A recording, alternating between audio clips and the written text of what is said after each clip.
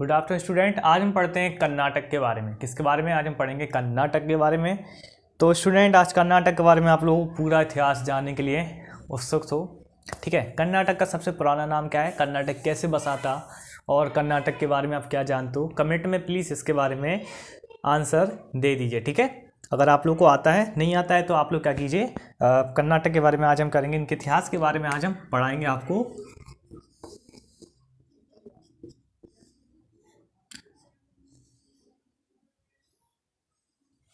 ठीक है, इतिहास। ठीक है, हड़प्पा में क्या हुआ था, जो हड़प्पा सभ्यता थी उसने क्या किया था, कर्नाटक में सोने की खानें क्या की थी, खोजी थी। किसने की खोजी थी? हड़प्पा। आपने मूवी भी देखी होगी, हड़प्पा ने क्या किया था कर्नाटक में, किसकी? सोने की, गोल्ड की, स्वर्ण की खानों को खोजा था हड़प्पा ने कर्नाटक में। ठीक है, तो इसी चीज़ को हम आपको बताना चाहते हैं कि सबसे बड़ी खोज किसके ऊपर जाती है? इसकी खोज कर्नाटक की ज़मीन की, इसकी खोज जाती है हड़प्पा सभ्यता पर। इन्होंने ही क्या की थी, सोने की खान, मतलब बहुत अच्छी और बहुत ज़्यादा किफ़ायतेबल चीज़ों को क्या किया था, इन्होंने खोजा था। इन्होंने खुद, क्योंकि सोना इतनी जल्दी नहीं मिलता। ठीक है, पता चले आपकी ज़मीन सूखी है, आप बोरिंग करा, उसमें सोना निकला है। ठीक है, तो बहुत बड़ी बात है, क्योंकि सोना बहुत अचानक से मिलने वाली चीज़ है, क्योंकि ऐसे नहीं मिलता। सोना और तेल ये जहाँ पे भी होगा ना, वो ज़मीन की कीमत हीरो से भी ज़्यादा होगी, मतलब हीरे से भी ज़्यादा। ठीक है, तो इन्होंने उस ज़मीन को खोजा जहाँ पे स्वर्ण था। ठीक है, इससे जो अभी भी इस वहाँ पे खान है, तो आज भी वहाँ पे खनन होता है उसका। ठीक है, उसका इतिहास है 3000 ईसा पूर्व। ठीक है, कितना? 3000 ईसा पूर्व पहले कर्नाटक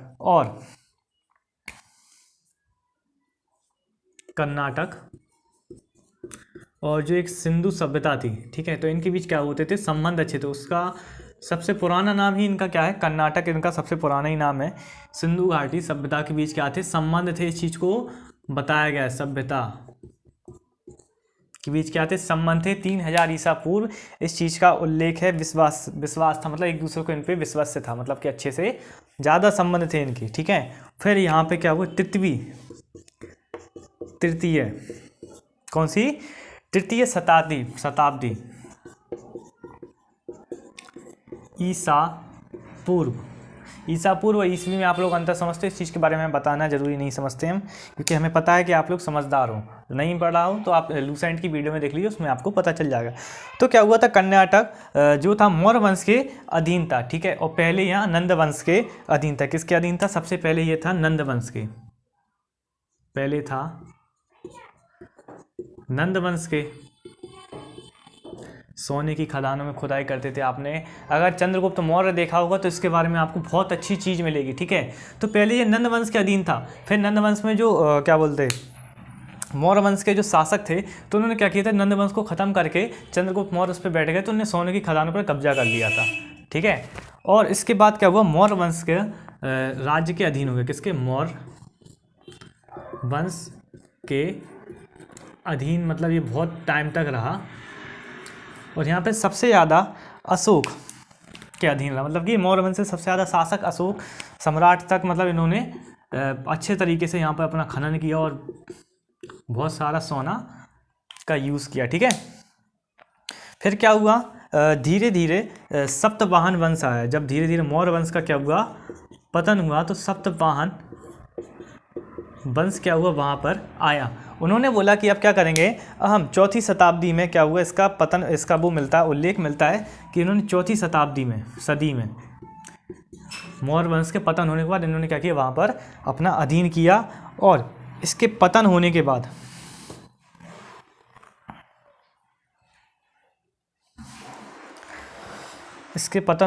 किसका उदय हुआ, यहाँ पे हुआ, 2 वंशों का क्या हुआ, उदय हुआ। ठीक है, इसका क्या हुआ, 4वीं शताब्दी में क्या हुआ था, उसी में आए, उसी में चले गए। 4वीं शताब्दी में आए, सदी में आए, उसी में इनका पतन हो गया। फिर इसका किसका उदय हुआ, फिर हुआ कदंब वंश का उदय हुआ। और इसके साथ किसका हुआ, पश्चिम गंग वंश, दोनों का क्या हुआ उदय, इन दोनों की आपस में लड़ाई चलती रही कि भैया तुम्हारे हमारे। ठीक है, और जो पश्चिम गंग वंश का राजा कौन था, यहाँ का राजा था शासक कौन था? इसका नाम था कोंगाड़ी बमन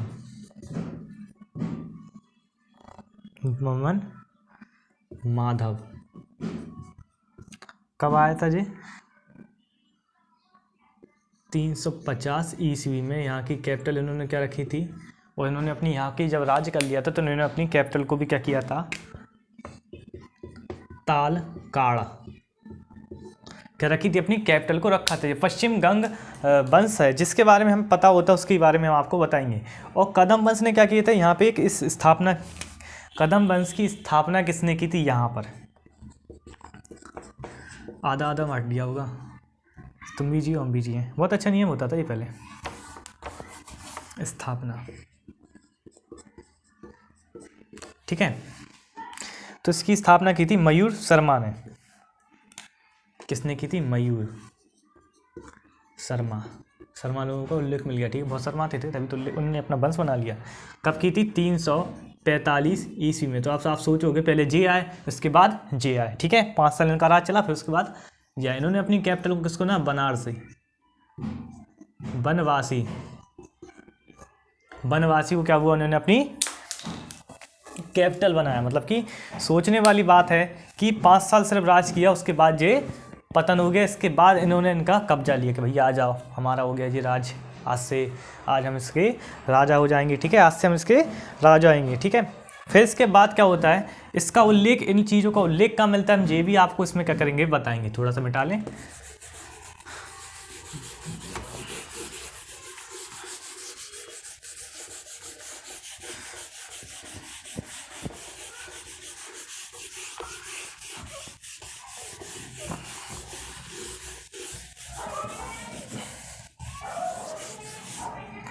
ठीक है, इसका उल्लेख मिलता है हमें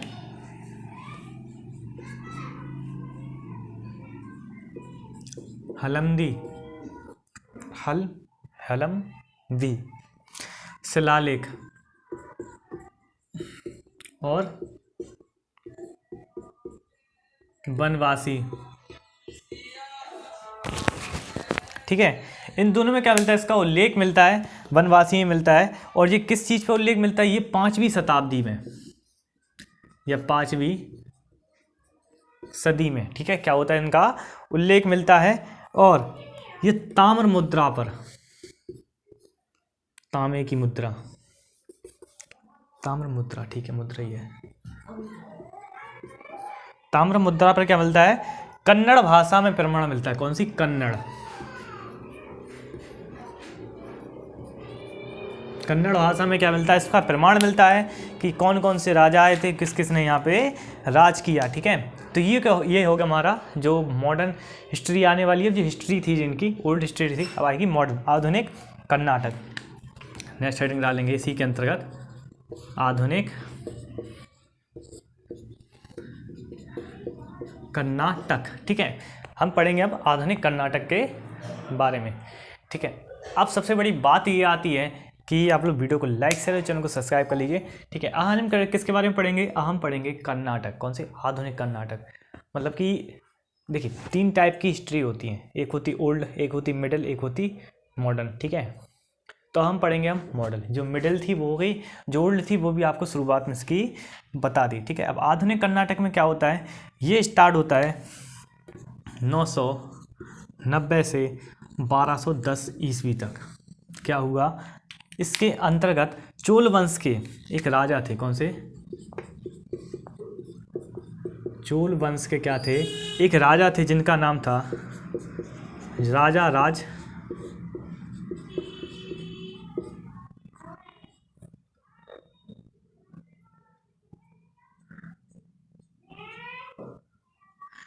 राज चोल, ठीक है। ये इनका नाम था राजा राज, ठीक। राजा राज चोल ने क्या किया? इन्होंने शासन किया। मतलब इनका चोल वंश का शासन रहा 990 से 1210 ईस्वी तक। क्या रहा? चोल वंश का शासन रहा। और राजा राज चोल का शासन रहा 985 से 1014 तक। ऐसा होता ना कि कभी कभी लड़ते लड़ते रहते तो 5 साल इधर से उधर हो जाते, ठीक है। पूरे पे कब्जा नहीं किया होगा, इसलिए 5 साल का उल्लेख नहीं है। 5 साल इन्होंने इस पे कब्जाने के लिए आधुनिक मतलब कर्नाटक में कब्जाने के लिए अपनी रणनीति, युद्ध वगैरह बहुत चीज़ें चलाने के पश्चात 5 साल बाद उन्होंने पूरी तरह से कब्जा लिया। मगर इनका शासनकाल 985 से 1014 तक ही माना जाता है। और फिर इनके एक पुत्र आए थे जिनका नाम था राजेंद्र चोल, ठीक है। उन्होंने भी क्या किया, पापा की संपत्ति पे अपना अधिकार किया। 1014 से 1044 ईस्वी तक क्या किया इन्होंने भी, क्या किया, अच्छे से शासन किया। फिर क्या हुआ, एक चालुक्य शासक थे, ठीक है, जिससे क्या हुआ, राजेंद्र का युद्ध हुआ, ठीक है। अब क्या हुआ, जो राजेंद्र चोल थे तो इन्होंने क्या बोला कि चलो भैया अच्छे से शासन चल रहा है, ठीक है, तो कुछ नहीं, दिक्कत इनकी चलती रही। फिर क्या हुआ, एक राजा थे चालुक्य राजा, चालुक्य शासक, इनसे इसका क्या हुआ, युद्ध हुआ, ठीक है। चालुक्य शासक थे, उनसे इनका युद्ध हुआ, जिसका नाम था जय सिंह, ठीक है। चालुक्य शासक थे जिनका नाम था जय सिंह, जिनने राजेंद्र चोल के साथ क्या किया, युद्ध किया। और परिणाम स्वरूप इसका परिणाम कहाँ पे देखा गया, वो कहाँ पे युद्ध किया,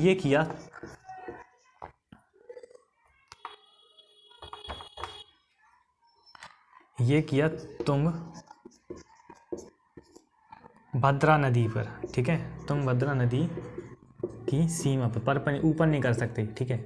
नदी के ऊपर युद्ध लड़ोगे तुम, डूबो और चले जाओगे बहुत उस टाइम, क्योंकि आज की नदियाँ जो छोटी छोटी हुई ना, उस टाइम बहुत विशाल नदियाँ होती थी। आज सब कुछ खा लिया आधुनिक भारत ने, मतलब आधुनिक भारत नहीं, आधुनिक के लोगों ने फैक्ट्रियाँ बना के पूरी चीज़ों को समाप्त कर दिया। जितनी कैपेसिटी बढ़ती जा रही है उनकी बढ़ाते जा रहे हैं। ये नहीं है कि जो नदी जैसी चल रही है उसको चलने दें, उसको कूड़ा करकट जो हम भी अपना करते हैं इसको इस टाइप से डिस्पोज किया जाए कि इसको प्रकृति को नुकसान ना हो, ठीक है। इसके ऊपर कोई ध्यान नहीं दे रहा, ठीक है। तो क्या हुआ, चालुक्य शासक थे जिनका नाम था जय सिंह, और राजेंद्र चोल थे जो कौन से शासक थे, चोल वंश के क्या थे, शासक थे, ठीक है। तो इनके बीच युद्ध हुआ तुंगभद्रा नदी पर। तो क्या होगा, परिणाम स्वरूप ये जीत गए, ठीक है। परिणाम स्वरूप ये जीत गए, ये जीत गए। और इन्होंने क्या बोला, इन्होंने बोला कि ठीक है, हम आपका राज्य जीत गए हैं। आपका राज्य नहीं, मतलब इस मतलब जो पार्ट था, जो मतलब नदी के इस तरफ लगता था, तो उस पार्ट को क्या हुआ, चालुक्य शासक जय सिंह ने जीत लिया। और राजेंद्र चोल अभी भी क्या है, कर्नाटक के कुछ भाग पे क्या थे, तुंगभद्रा नदी के इस भाग पर बने थे। तो इनकी क्या होगी, तुंगभद्रा नदी से क्या होगी, सीमा डिसाइड हो गई कि आप क्या करोगे, आप उस तरफ रहोगे और हम इस तरफ रहेंगे, आप शासन उस तरफ चलाओ, हम शासन इस तरफ चला रहे, ठीक है। तो नहीं, ठीक है, क्योंकि उस टाइम युद्ध के बहुत अच्छे नियम होते थे। ऐसा नहीं है कि कोई हार गया तो उसको पूरे उस पर कब्जा कर लो, ठीक है। उन्होंने कही कि चलो ठीक है, हम आपकी शर्त मानते हैं और हम आपकी इस बात से राजी कि आप यहाँ पे शासन करो, हम वहाँ पे शासन करते हैं, ठीक है। तो दोनों जन क्या हो गए, एग्री हो गए। फिर क्या हुआ, जो राजा उनका भी शासन चला। फिर उस कौन से राजा है, फिर आया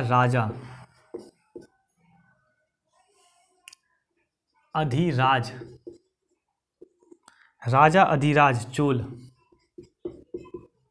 प्रथम, ठीक है। इनका शासनकाल रहा 1042 से 1056। अब आप कहोगे वहाँ पे बताया था 1044, यहाँ पे बता दिया 42। ऐसा होता है, देखो वो युद्ध कर रहे थे तो उन्होंने क्या किया कि भैया ऐसा ना हो कि हमें मृत्यु हो जाए, तो इन्होंने क्या किया, इनको पहली शासन पर राज्याभिषेक करके बैठा दिया, ठीक है। और ये क्या करते रहे, युद्ध, इनके फादर क्या थे, वो युद्ध करते रहे, ठीक है। तो युद्ध करने के पश्चात वो ठीक है, उन्होंने युद्ध में तो हमने लड़ दिया, हम हार गए और हम जनता के सामने आएंगे तो हमें बहुत ज़्यादा शर्मिंदगी का सामना करना पड़ेगा, इसलिए उन्होंने शासन पहले थमा दिए। इन्हें पता था कि अगर पूरा हार गए तो कम से कम हमारे बेटे तो संभाल लेंगे आगे से, ठीक है।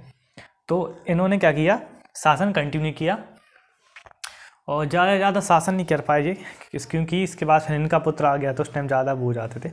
तो इन्होंने क्या किया, अपने शासनकाल में बहुत सारे क्या किए, काम किए। इन्होंने दन्नड़, देखते हैं ना, दन्नड़, कुलापक,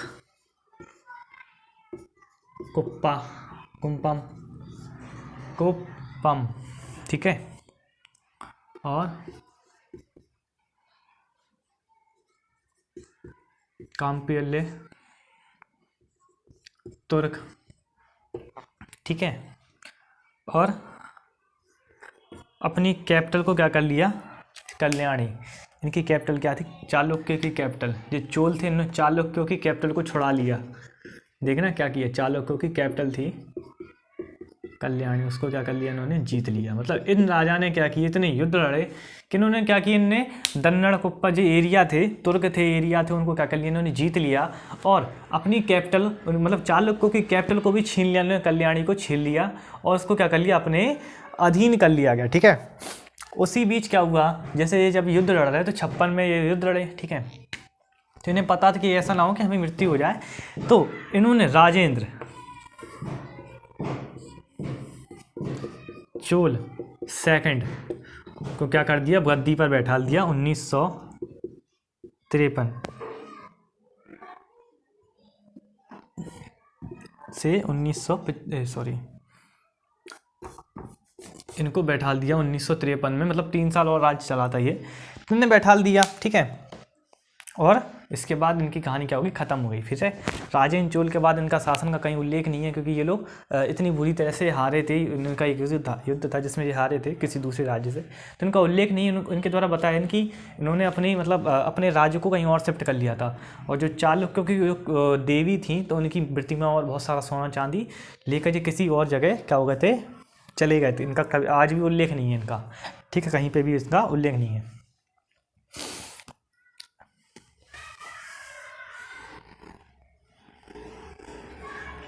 और 2-3 जो राजवंश है उनका क्या मिलता है, इसमें उल्लेख मिलता है, जैसे कि होय राजवंश, होयसाल, होयसाल साम्राज्य का भी उल्लेख यहीं पर मिलता है। होयसाल साम्राज्य ने किस किस पर अधिकार किया, आंध्र प्रदेश और तमिलनाडु, ये यहीं का था। आंध्र प्रदेश और आंध्र और तमिल लिख दे रहे, ठीक है, आंध्र और तमिल नाडु, ये 2 जगह थी जहाँ पर क्या किया, होयसाल साम्राज्य ने क्या किया, अधिकार किया। ये केरल के अतिरिक्त क्या किया अधिकार, केरल में भी कुछ भाग था इनका, तमिलनाडु मतलब केरल ऐसा लगता है, तमिलनाडु ऐसा और आंध्र प्रदेश ऐसा, तो मतलब इस तरीके से उन्होंने क्या किया, शासन किया। और 14वीं शताब्दी में जो हरिहर बुक्का ने क्या की थी,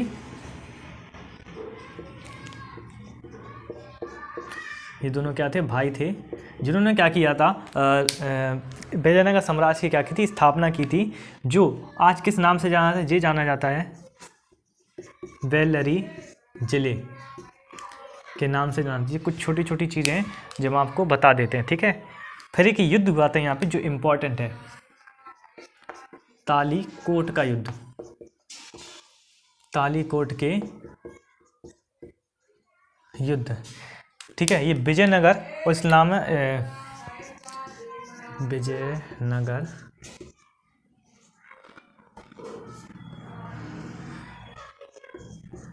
वर्सेस किसके युद्ध हुआ था, इस्लामी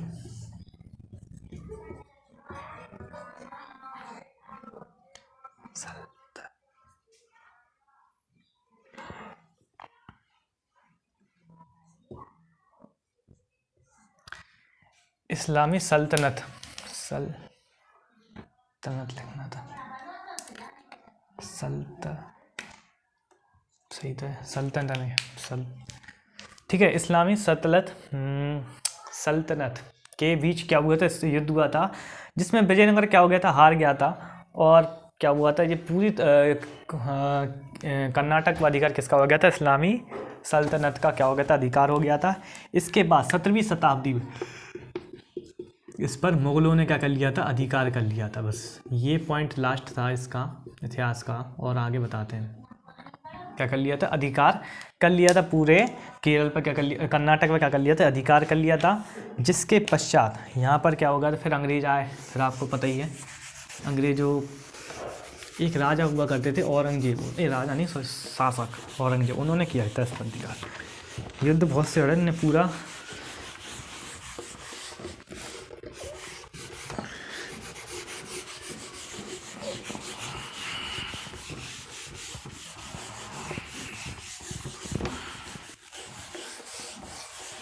ठीक है।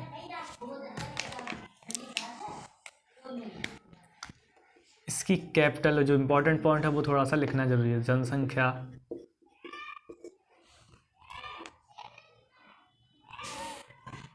राजभाषा गठन का उल्लेख नहीं है इस पर, क्योंकि जो शुरुआत से इसका पहले से ही क्या रखा था गठन, बस उसको थोड़ा सा नाम दे दिया गया राज्यपाल CM। ठीक है, यहाँ की कैपिटल है कर्नाटक की बेंगलुरु, जो कि आज बहुत बड़ी सिटी के रूप में जानी जाती है। यहाँ की जनसंख्या कितनी है? यहाँ की जनसंख्या है 6,10,95,297। यहाँ की राज्यभाषा है कन्नड़। सबसे ज़्यादा इम्पोर्टेंट यही चीज़ होती है, राजभाषा। यहाँ के राज्यपाल के रूप में किसे? थावर चंद्र गहलोत। ठीक है, और यहाँ के CM है बसवराज बोमोई। ठीक है, यहाँ के वो क्या है? CM। बस इसके बारे में आज इतना ही। तो वीडियो को लाइक शेयर और चैनल को सब्सक्राइब करना ना भूलें। आप लोगों को वीडियो अच्छी लगी हो तो ज़्यादा से ज़्यादा शेयर कर दीजिए। तो बात ये होती है कि आप लोग कब बोलते हो, ये आप पर डिपेंड करता है। ठीक है स्टूडेंट, आज के लिए इसमें इतना ही। वीडियो को लाइक शेयर और चैनल को सब्सक्राइब करना बिल्कुल भी ना भूलें, और दोस्तों को भी शेयर कर दीजिए जलाने के लिए।